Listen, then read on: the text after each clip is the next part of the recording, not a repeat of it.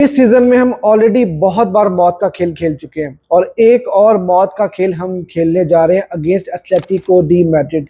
और अगर ये मौत का खेल हमने जीत लिया तो इसके बाद दोबारा से हमें फाइनल में मौत का खेल खेलना होगा अगेंस्ट रियल मैड्रिड, क्योंकि रियल मैड्रिड एक बहुत ही कमाल किस्म के मैच रियल सोसिएडाड के अगेंस्ट जीतने के बाद से फाइनल में जाकर बैठ चुकी है।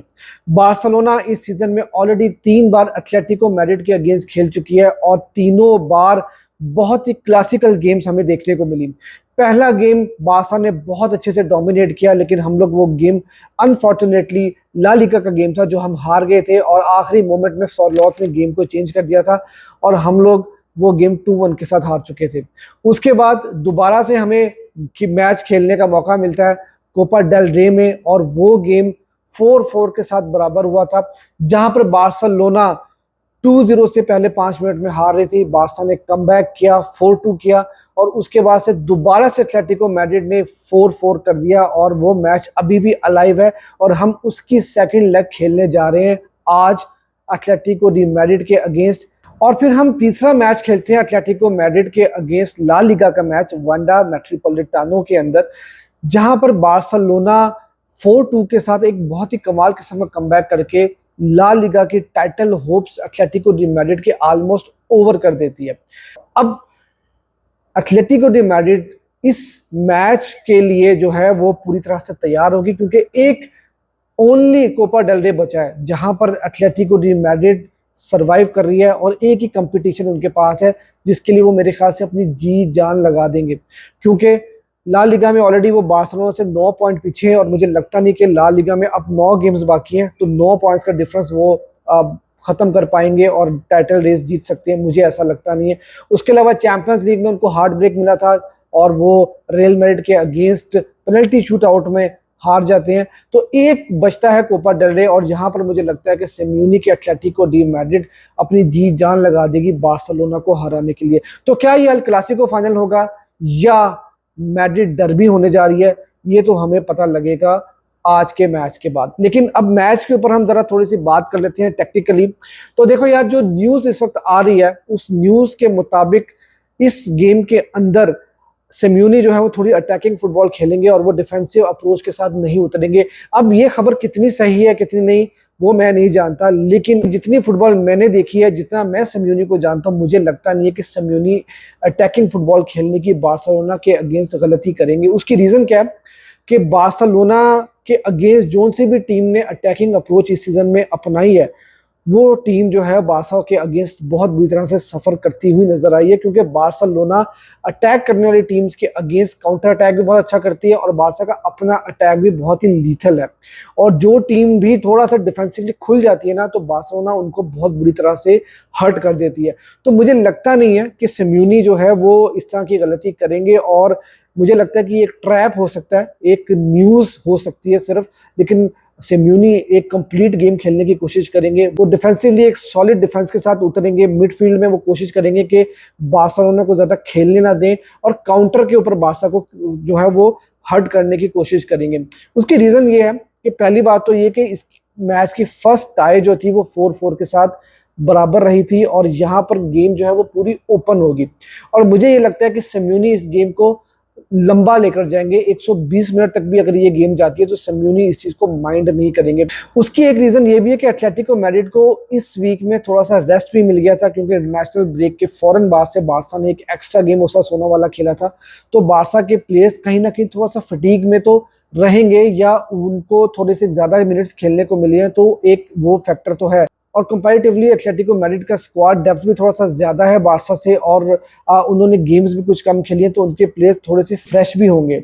दूसरी इंपॉर्टेंट चीज ये है कि मैं इसलिए ये बात बोल रहा हूँ कि सिम्योनी चाहेंगे कि इस गेम को जितना लंबा लेके जाया जा सके ना, उसकी रीजन ये होती है कि अगर आप पेनल्टी शूट आउट तक गेम को लेकर चले जाओ तो पेनल्टी शूट आउट में कुछ भी हो सकता है और वहां पर कहीं ना कहीं एक एक्सक्यूज भी रहेगी अगर इन केस एथलेटिको हारती है कि यार मैं पेनल्टी शूट आउट तक लेकर आया हूँ, मैं चैंपियंस लीग का मैच अगेंस्ट रियल मैड्रिड वो भी पेनल्टी शूट आउट तक लेकर आए हूँ और बार्सा वाला मैच भी मैं पेनल्टी शूट आउट पर आकर हारा हूँ। इन केस अगर एथलेटिको को हारती है तो वो कहीं ना कहीं अपने बोर्ड को, अपने फैंस के आगे वो कुछ ना कुछ बोल सकेंगे, क्योंकि कहीं ना कहीं सिम्योनी ने इस सीजन में बहुत ज्यादा पैसा भी खर्च किया है और इस वक्त वो अंडर प्रेशर भी हैं कि उनकी टीम कोई ट्रॉफी लेकर नहीं आ रही। तो खैर ये तो अब देखा जाएगा कि किस तरह से वो गेम को अप्रोच करते हैं, लेकिन जो मेरे जहन में चीज़ थी वो मैंने आपके साथ शेयर की।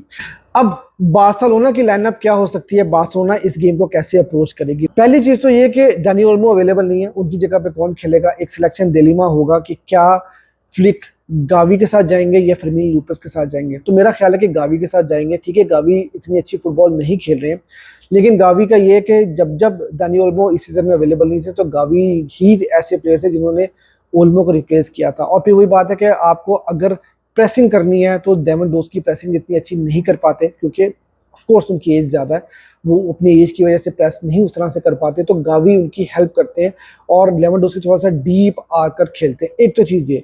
दूसरी चीज़ जो मुझे लगता है कि बारसा के लिए थोड़ी प्रॉब्लमेटिक हो सकती है वो ये कि कसाडो इस गेम में अवेलेबल नहीं होंगे, और जो डबल पिवट होगा हमारा वो होगा फ्रैंकी डियोंग और पेड्री का। अब मैं ये बात क्यों बोल रहा हूँ कि कसाडो को हम मिस करेंगे, क्योंकि जो मैच हुआ था 4-4 वाला, अगर आपको वो गेम याद होना तो उसमें हमने ये देखा कि फ्रैंकी डियोंग ने वो गेम स्टार्ट किया था और फ्रैंकी डियोंग की साइड से 2 गोल निकले थे। मतलब वो डिफेंसिवली उतना अच्छा उन्होंने नहीं किया था जो कि हम एक्सपेक्ट करते थे कसाडो से, और वहां से 2 चांसेस निकले थे और दोनों के ऊपर गोल स्कोर हुए थे। तो कसाडो और फ्रैंकी डियोंग में यही फर्क है कि कसाडो डिफेंसिव कवर आपको देते हैं और डिफेंसिवली बारसा के लिए ज़्यादा सॉलिड रहते हैं, और Frenkie de Jong on the ball बहुत कमाल प्लेयर है। हमने पिछली गेम में भी देखा कि उनके 1-2 रन्स बड़े कमाल के थे ऑफेंसिवली। जब वो अच्छी फुटबॉल खेल रहे होते हैं ना, तो कभी कभी आप पैड्री भी भूल जाते हो कि पैड्री भी आपकी टीम का प्लेयर है, वो इतना अच्छा खेल रहे होते हैं। तो अब जो भी है भाई, अब फिलहाल आपके पास अब नहीं है कसाडो, तो अब आपको फ्रैंकी डियोंग के साथ ही उतरना होगा।